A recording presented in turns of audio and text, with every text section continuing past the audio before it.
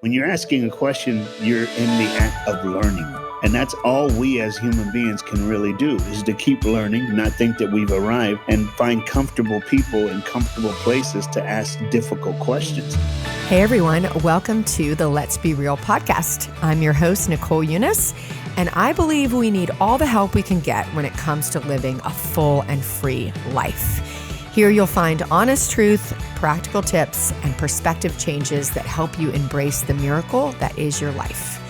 It's an in-process conversation that's going to be unfiltered, and it better be fun. Let's get real together.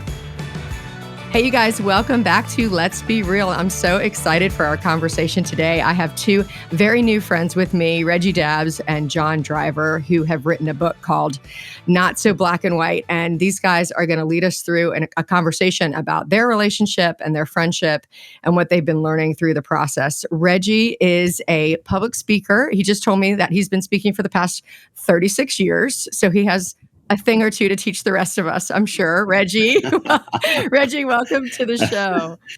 Oh, it's good to be with you I want to today. ask you a question, which I don't know if you've been asked this before, but can you tell us about one super highlight or super low light from your speaking career? Oh, I guess the super highlight is every time I get to do an assembly program and they laugh at my first joke. I know it's going to be okay. You're like, I've got him. I have the super bad is when they turn off all the lights and put a spotlight on you and you don't know where the edge of the stage is. I'm going to leave that right there because I might have friends watching this later. So I'm just going to say that's a low point. Reggie, I love that you said that highlight, because as you said that, I was like, oh yeah, that's it. Like that's the moment in that first couple minutes where you're like, yes, this is going to be an awesome conversation. Very cool. And John's with us too. John Driver is a writer. He is a executive and teaching pastor. He's a former history teacher. John, you bring a lot to the table. Thank you. Welcome to the show. Super glad that you're here. John, what was your favorite thing to teach in history? Well, I really enjoyed teaching. I was an 8th grade and junior history teacher. That's American history. So, I mean, I like all of it, but I always really enjoyed that part because kids seem to really just jump in on it. So just that's awesome. Fun stuff that I don't get to do anymore, but really enjoy it.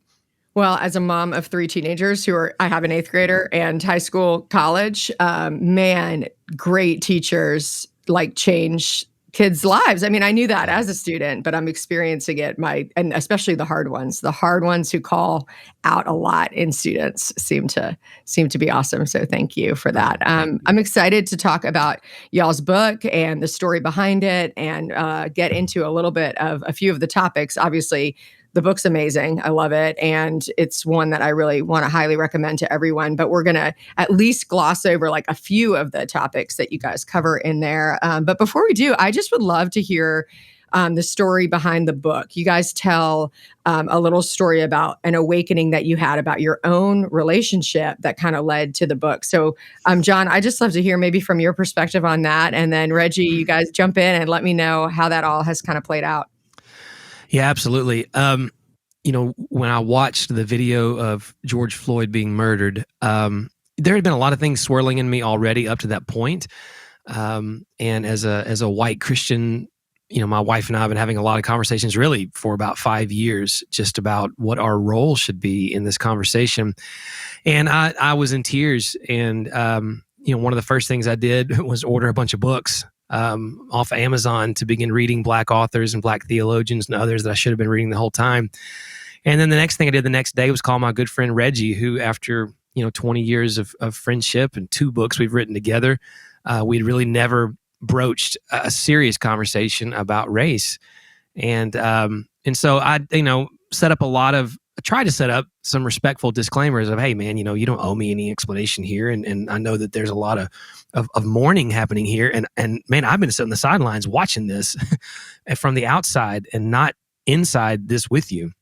So if you'd like to share some of your experiences, I'm here. You don't have to, but man, I've not been a very good friend to you, and I need to engage more. And so, how can I help? What can I learn?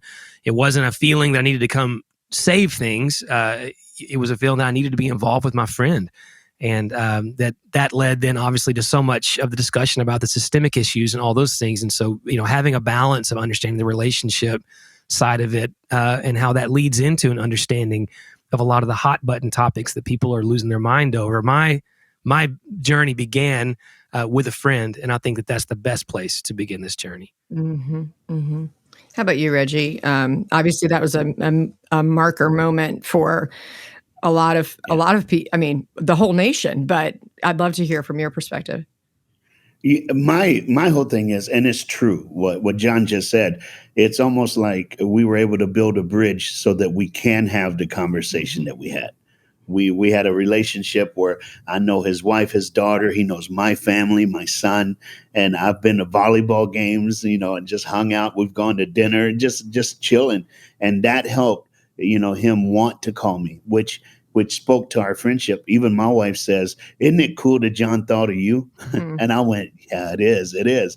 And when he called me, he asked me, what's it like being Black in America? And I've never in my life had anybody ask me that question. And for some reason, I put his daughter in the scenario. She's like 9th grade. She's about to start driving.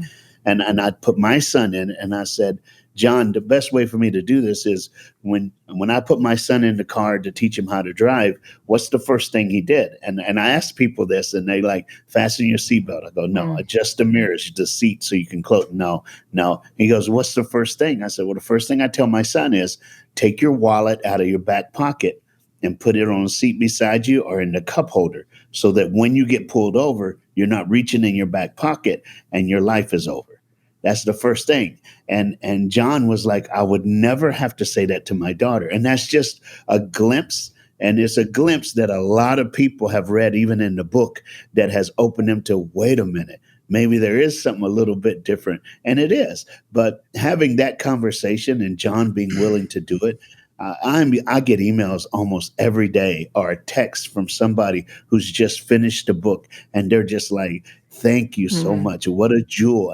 And be honest with you, me and John, I was worried for John. I mean, people expect the Black guy to talk about racism, but they don't expect his white friend to step out like that.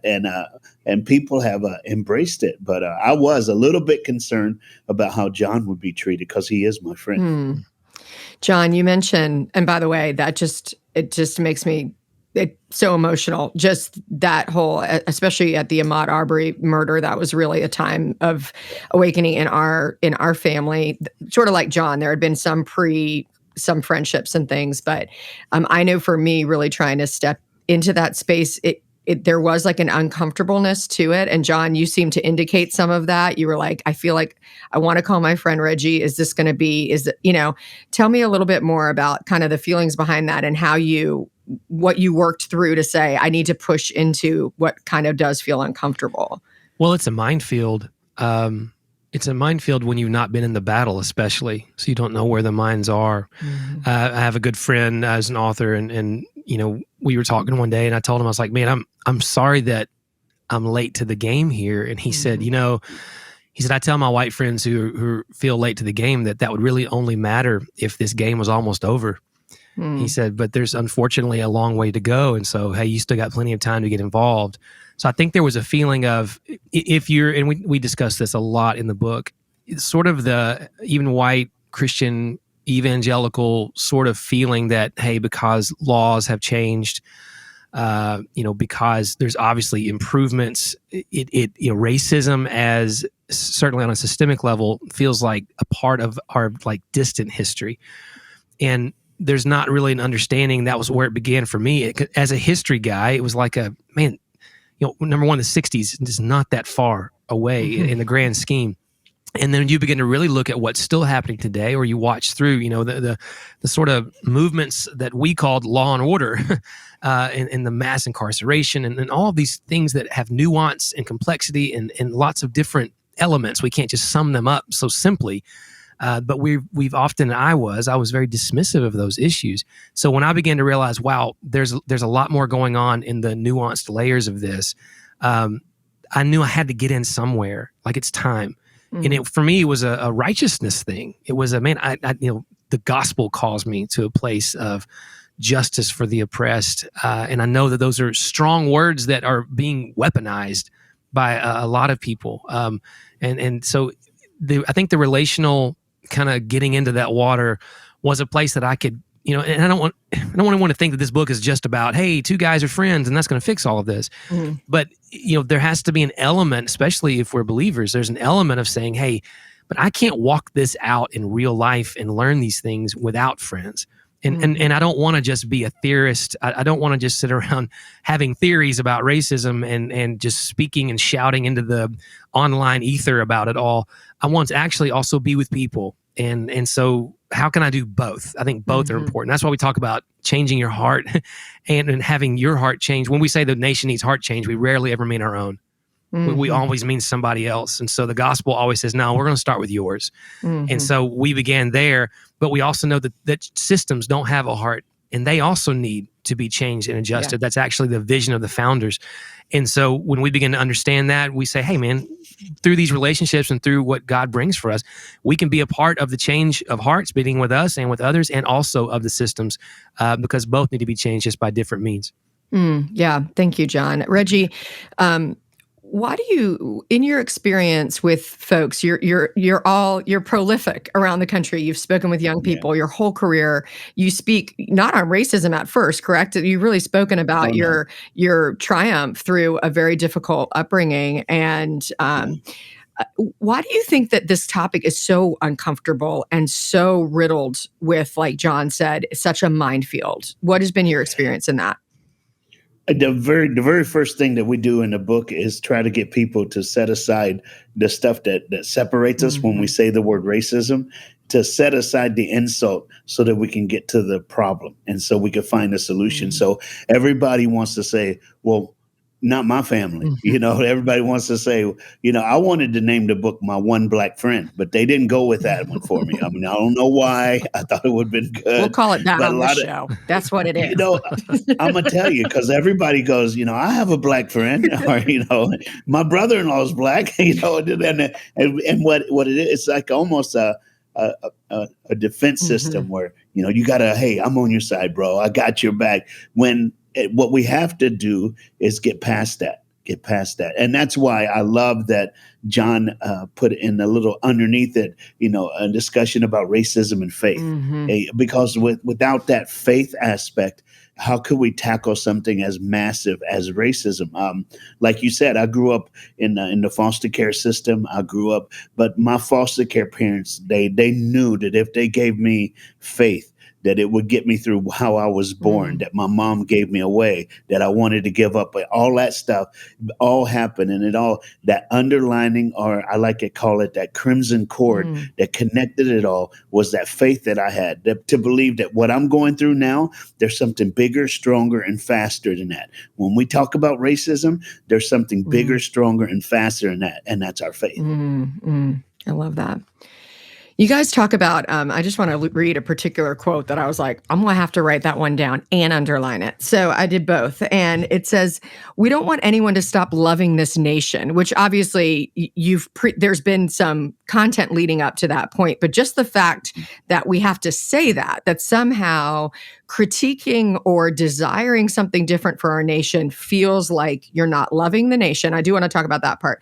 We don't want anyone to stop loving this nation, but we do want to cast a clear vision for what loving this nation well, according to the gospel, really entails. And I'd love to just ask either one of you to kind of walk us through what is going on, do you think, in our culture that's making this connection between somehow, if we bring up mass incarceration, redlining, systems, we're not patriotic, or we don't care about our nation, and how do we move past that as Christians? Yeah, I mean, man, it's a big question. Obviously, it's what's blowing up everything around us politically. Somewhere along the line, I think that, and we have a whole chapter, called "When God and Country Don't Go Together." We're not against the ideas of being grateful for a nation and understanding that all blessings come from God, but a lot of the sort of core, I think, of where racism can be overlooked. So if it exists, where it's easy for us to overlook it, comes out of this exceptionalism of that. Hey, we kind of replace Israel even in the Bible with the United States. We sort of throw away historical context, biblical context, and take on a place instead of going, hey, God wants to bless all the nations. That's the central premise of the entire Bible. This idea that, yeah, but ours is a little bit better. And when you begin to believe you're a little bit better, you stop the things that could make you better, because there's a humility as at the central core. And if you really, again, as a history guy, and there's so much history in this book, there was a humility in the founders who made a lot of mistakes, but that they never claimed to not make mistakes. There's a reason George Washington didn't want to do a third term. There's a reason that he talked about that we have the right to establish and to alter our states of government. The reason was he knew alteration would need to continue, and I'm not going to make a good king, everybody. We've had that before. So, that monarchy was an exceptionalism. Hey, this king is above the rest of us. And somehow I think we've elevated this sort of idea of America sometimes above the real America. And so loving our country means, yes, let's defend our country. Loving our country means, yes, we're not out to tear it down. But the best way, and this is as a pastor in my life, the best way to love people is not to convince them that they don't need to keep changing. Actually to love them really well is to say, hey, how can you be honest about other places in your life where God is still working in you? He is still working now. How can you invite him into those broken spaces? And so there's broken spaces in America that I think a lot of the church is just going, la, la, la, la. No, this is God's place. It's like, if this is God's place, then God's ways should reign here.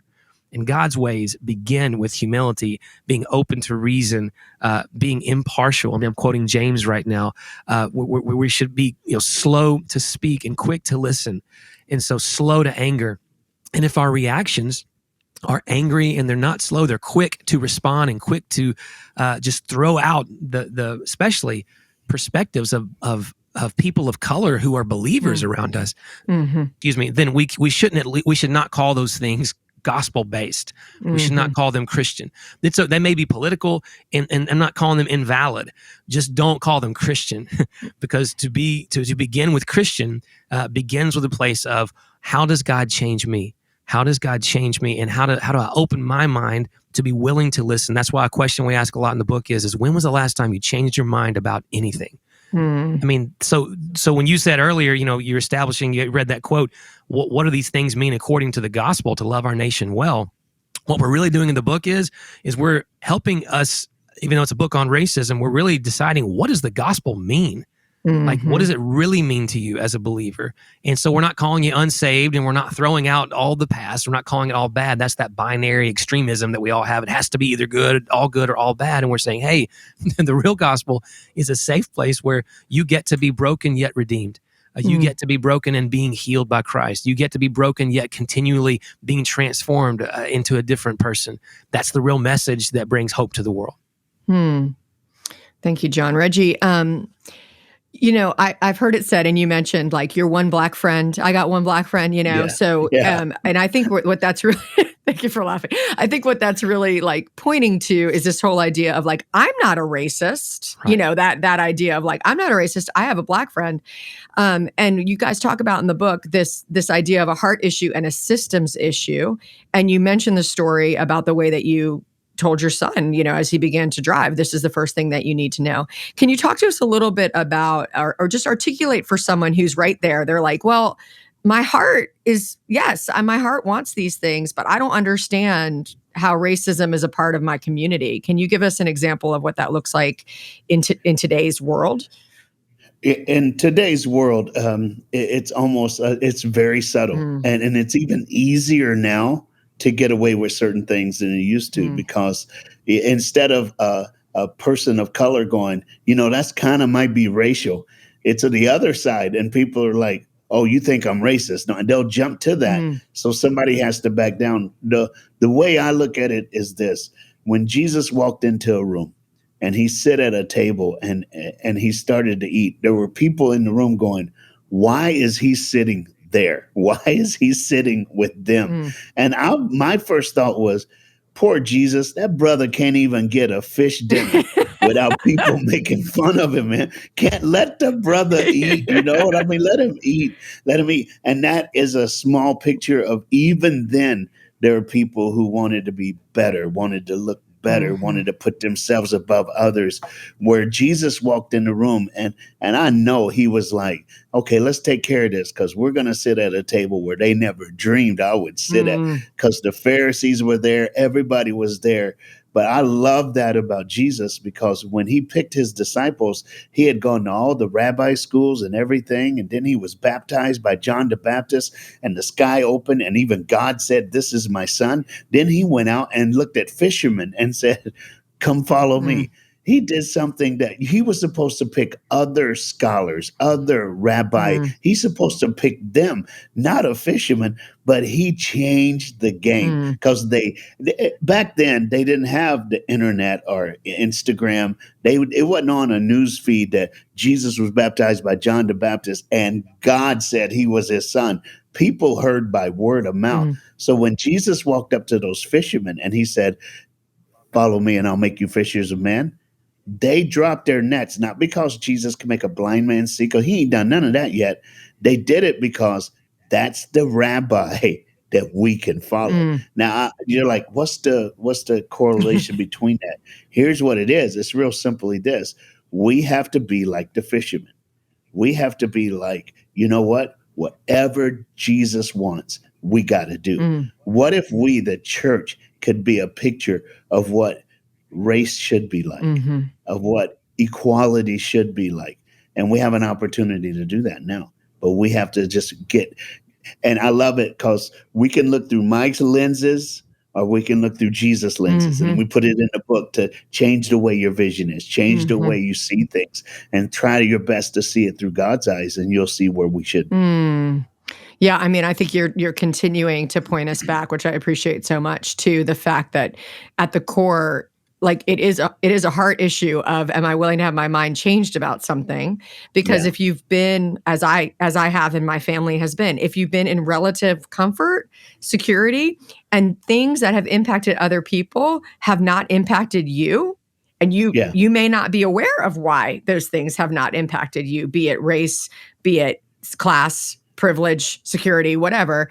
But this conversation is really about, well, what about opening your eyes to what does the world look like through, what does America look like? You know, like you said, what does it mean to be a Black man in America? Never having anyone ask you that means no one thought there was any difference between being a Black man in America and being a white man in America, apparently. I mean, so John, I'm curious, you talked earlier about this awakening, like feeling like you were late to the game, but it's actually a long game. And even as a history guy, I'm curious what you discovered about our modern systems that was shocking even to you. Like, obviously, if you had known before, you probably would have been more engaged. So you mentioned several systems, modern day injustices that are in our society right now. I'm wondering which of those kind of stood out for you. Well, you know, I think probably instead of pointing out one, you know, there's a chapter towards the end of the book that it's a lot of citation of different studies. And for me, one of the big ones was the traffic stop statistics, and that are still very current. And this is over 100 independent studies, some by the Justice Department, some by the Justice Department in Republican administrations, some by independent or police departments across the nation who are doing their own sort of internal audits of this, that the number of Black men who get pulled over is like, you know, exponentially greater than others or Black people. And then the part that really shocked me was how those numbers go down at night.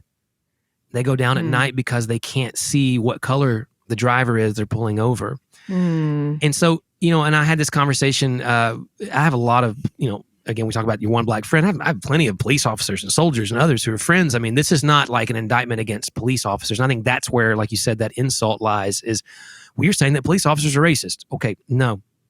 If we don't believe in systemic issues, then the alternate conclusion is very alarming, because if these statistics, and they're validated often by the police departments themselves, so we're not talking about someone just throwing rocks on the outside, we're talking about they conducted their own investigations.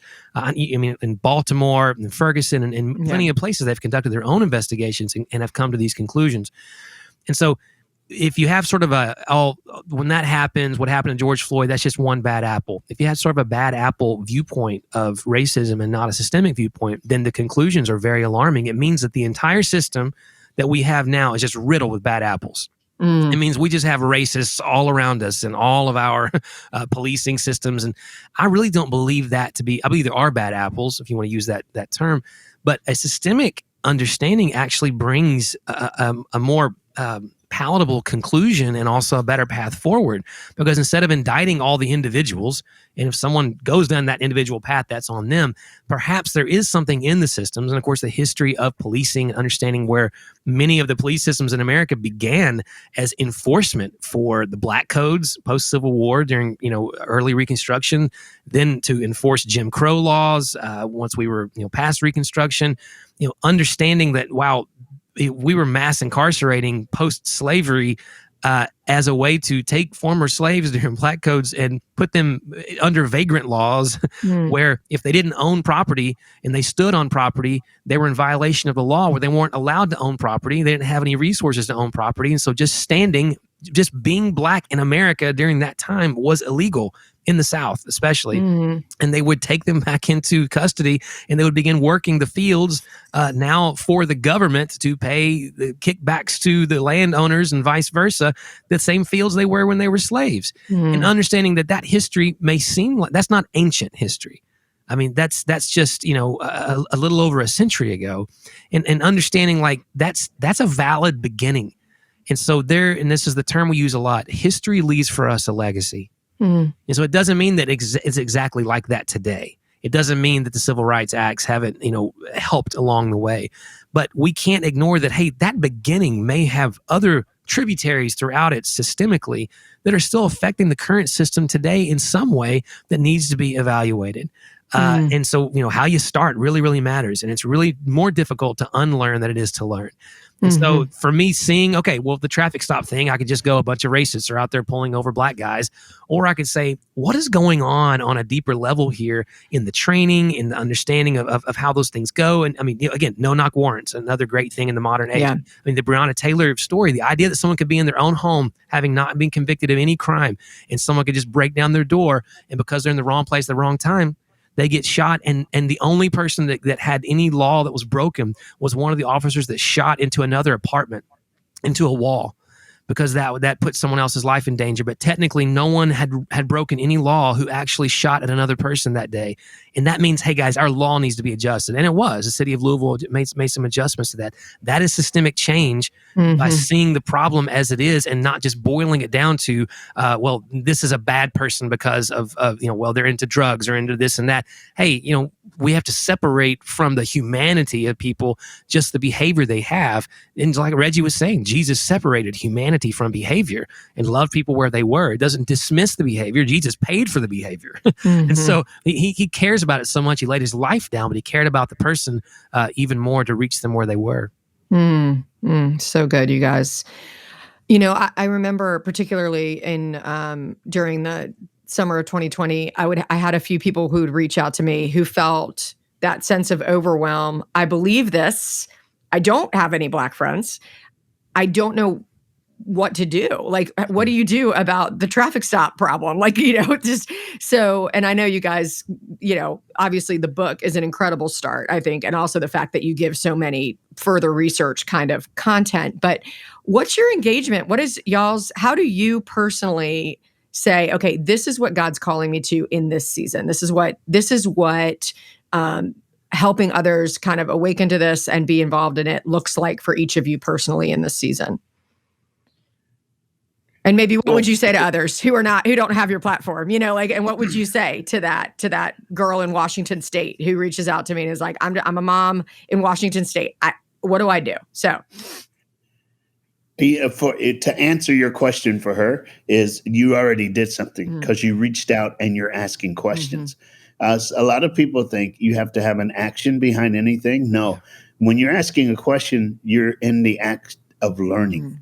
And that's all we as human beings can really do is to keep learning, not think that we've arrived, and find comfortable people in comfortable places to ask difficult questions.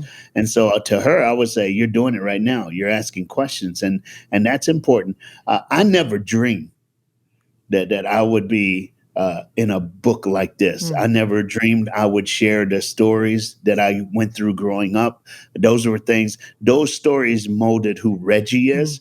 And I would never even had my son, when he got older, I shared some of those with him. But being African American in a predominantly white denomination, and then becoming that speaker that they want to have in their church, you get up close and personal with some pretty difficult situations.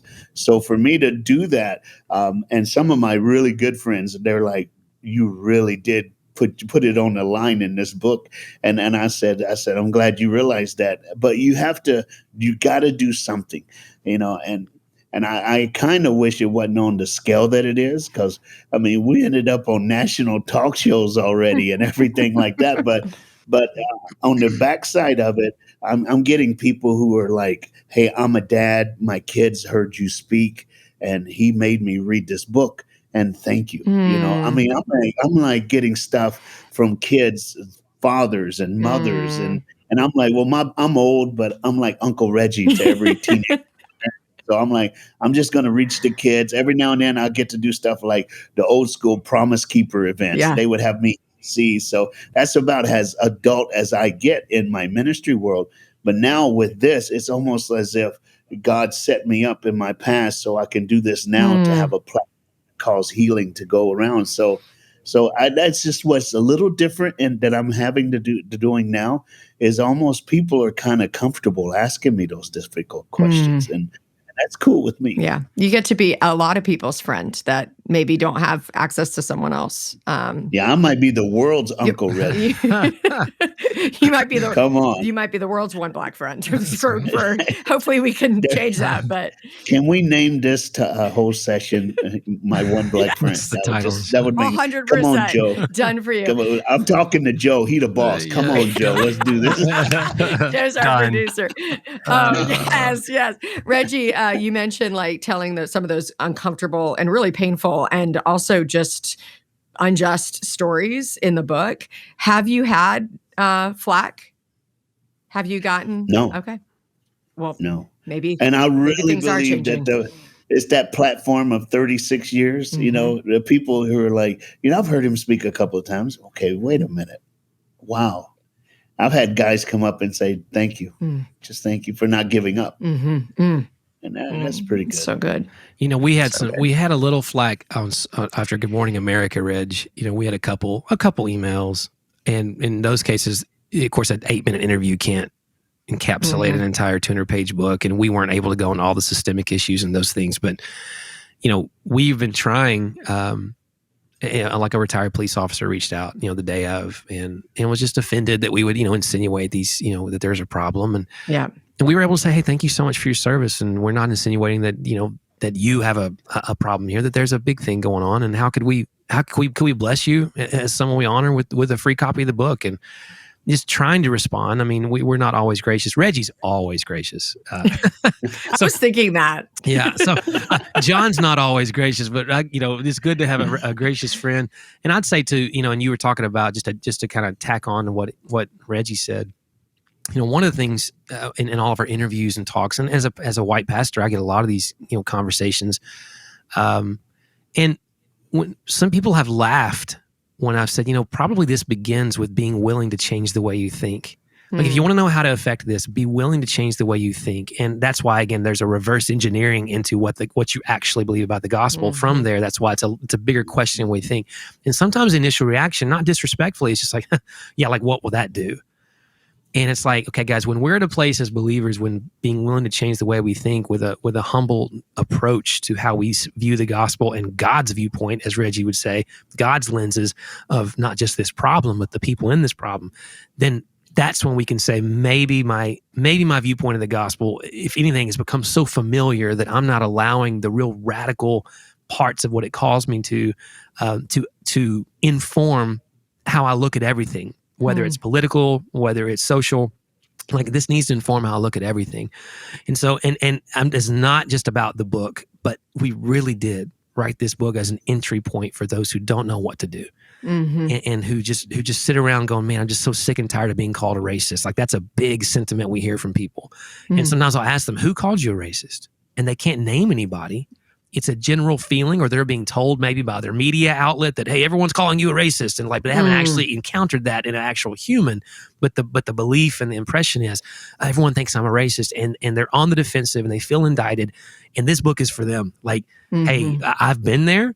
And you don't have to be there. There's a better way. And you don't have to be controlled by the rhetoric. And you're not going to burst into flames of liberalism by reading a book like this. Like, it's that idea is, man, if you give an inch to these thoughts, then you're just going to be a liberal, socialist. You're going to be, you're, with CRT. This is all about CRT. And you're going to completely rewrite American history. And like we're saying in the book, guys, let us show you where American history was already rewritten. Through the lost cause narrative and other things. Like it's okay to listen and to learn. And we're two believers who are walking that path. So we're not trying to push a far left agenda or something. Like we're trying to push the agenda of seeing God, invited into an intervention of a major problem in our country today that we believe he cares about, and that he's given us through his gospel the means to address it in a way that honors him and honors his ways. So good. So good, you guys. Thank you so much. This is the book, Not So Black and White, also titled My One Black Friend. But try to find it on Amazon at Not So Black and White. And you guys, I'm so grateful for your time and for this writing, for the sacrifice, the vulnerability, the care that you guys put into this content. And I know that it's already changing minds and it's already changing lives. And I hope that this conversation helps us make one more step towards really a better future for our children, our grandchildren, and this nation. So thank you guys for your time. So grateful. Hey, thanks for tuning in to the Let's Be Real podcast. If you have a question for the show, you can send it to me at Nicole@NicoleUnis.com.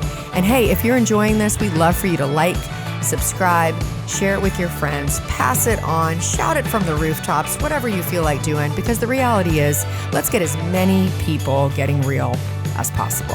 Talk to you soon.